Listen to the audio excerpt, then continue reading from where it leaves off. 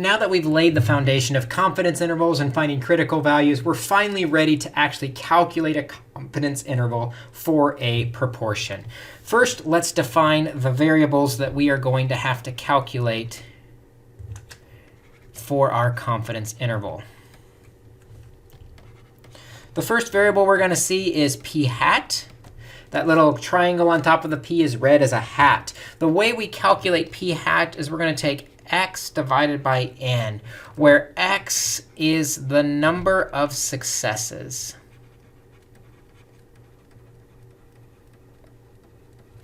And n is the sample size.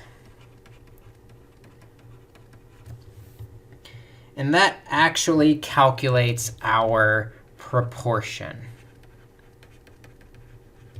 Proportions are the number of successes out of the sample size, a fraction often represented as a percentage or a decimal.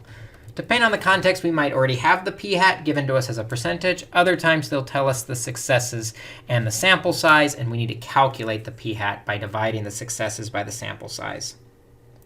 The other thing we need to know is q hat.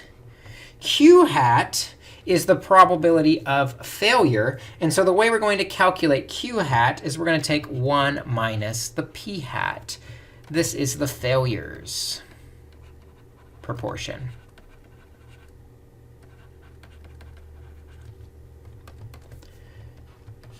Another thing we need to know is what we call z sub alpha over 2. This is the critical value. And we've already talked about how to find that on Excel. As a reminder, the way we find it on Excel is we do equals norm.s.inverse.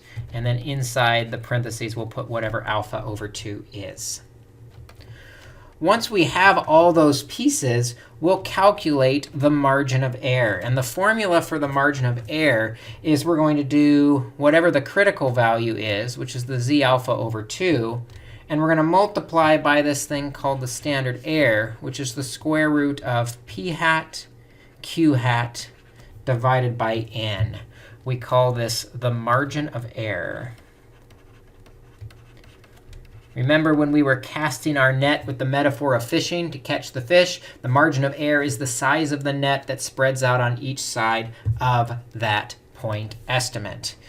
Once we have that margin of error, then we can calculate the confidence interval, which is from a low value of whatever p hat, the point estimate is, minus the error to find the bottom possible value, and p hat plus the error to find the top level of the confidence interval. This is what we're ultimately trying to find. This is the confidence interval. So with these formulas in mind, let's try an example and see if we can calculate a confidence interval where we think the population parameter falls based on our sample statistic. So for example, a sample of 500 people found 421 of them had a smartphone.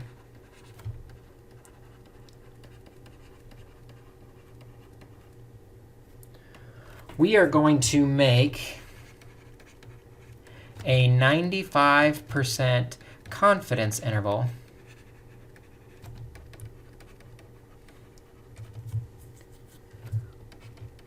for the population.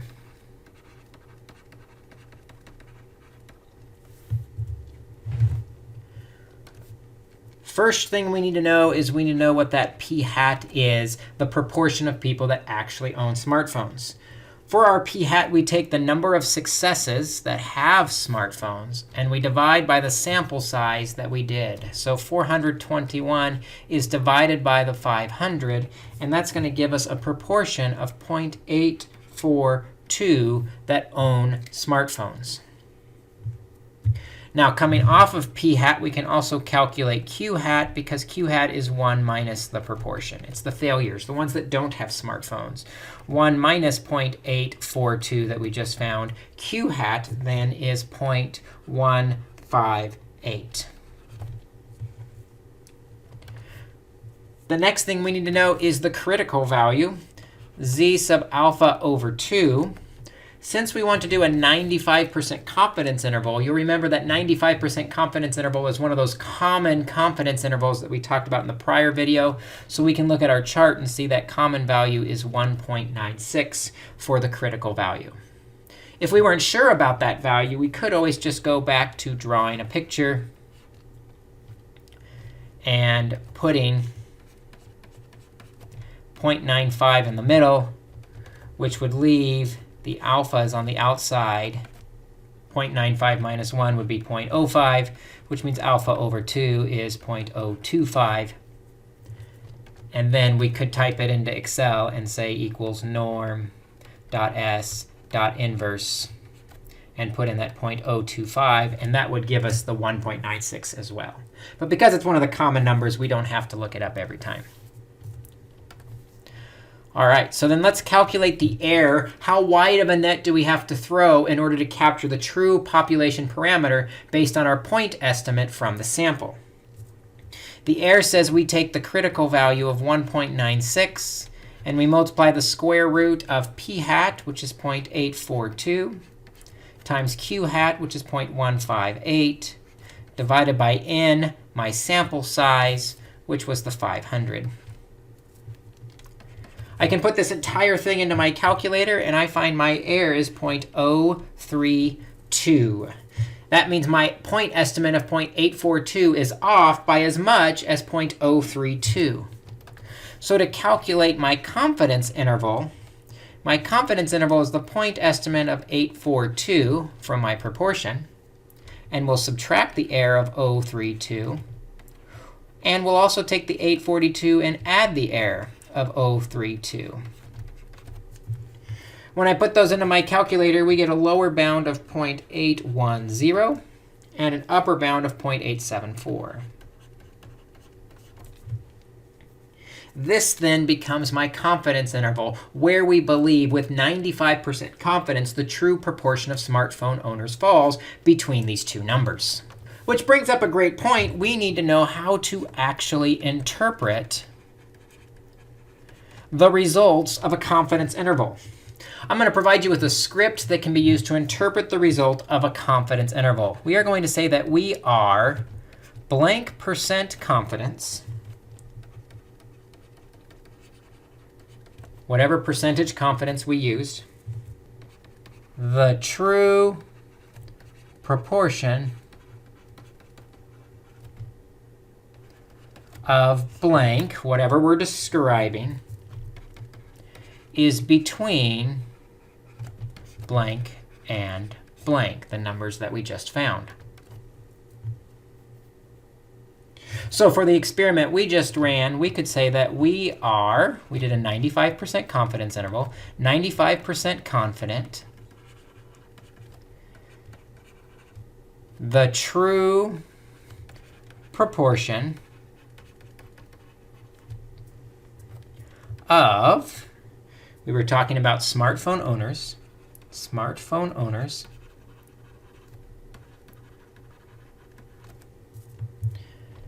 is between, and we'll use the numbers we just found, 0.810 and 0.874.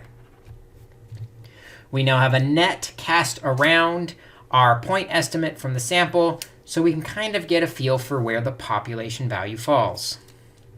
We're 95% confident that we are correct, that the proportion actually falls between 81 and 87%.